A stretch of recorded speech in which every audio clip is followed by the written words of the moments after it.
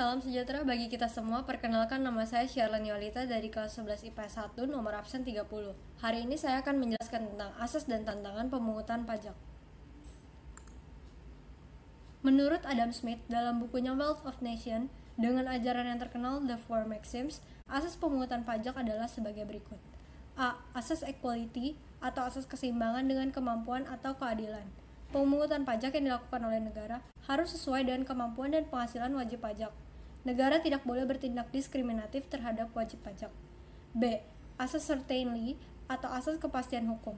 Semua pungutan pajak harus berdasarkan undang-undang sehingga bagi yang melanggar akan dapat dikenakan sanksi hukum.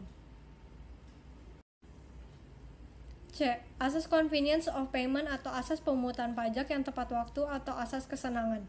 Pajak harus dipungut pada saat yang tepat bagi wajib pajak atau saat yang paling baik. Misalnya di saat wajib pajak baru menerima penghasilannya. D. Asas efisiensi atau asas efisien atau asas ekonomis. Biaya pemungutan pajak diusahakan sehemat mungkin. Jangan sampai terjadi biaya pemungutan pajak yang lebih besar dari hasil pemungutan pajak. Adapun tantangan pemungutan pajak di Indonesia, diantaranya bahwa tax ratio atau tingkat keterhimpunan pajak terhadap produk domestik bruto atau PDB Indonesia setiap tahunnya masih sangat rendah. Menurut Direktorat Jenderal Pajak Kementerian Keuangan, rendahnya tax ratio disebabkan oleh beberapa hal, seperti berikut ini. 1. Kurangnya kesadaran dan kepedulian masyarakat akan pentingnya peranan pajak dalam membiayai pengeluaran negara.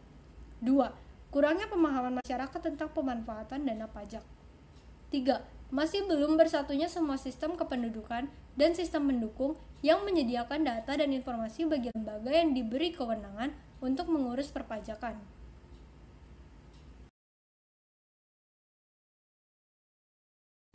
Kurangnya kesadaran dan kepedulian masyarakat akan pentingnya peranan pajak serta kecenderungan ketidakrelaan untuk membayar pajak ketika memperoleh penghasilan sering menimbulkan sikap untuk menghindari pajak.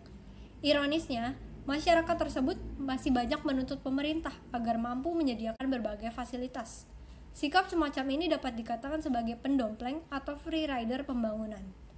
Pajak memiliki aspek strategis yang bukan semata-mata sebagai sumber penerimaan negara, tetapi juga sebagai bentuk tanggung jawab dan wujud kebersamaan atau kegotong royongan semua warga negara demi keberlangsungan bangsa. Tentunya yang dimaksud masyarakat di sini adalah masyarakat yang sadar dan peduli dalam melaksanakan wajib pajak.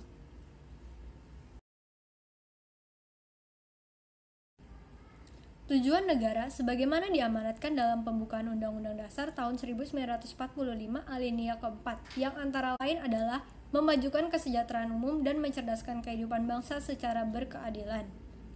Untuk mencapai tujuan tersebut, tentunya negara membutuhkan dana yang tidak sedikit.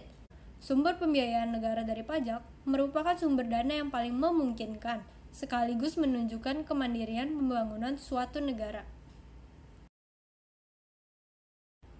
Jadi, peranan masyarakat dalam wajib pajak sangatlah penting bagi pembangunan suatu negara.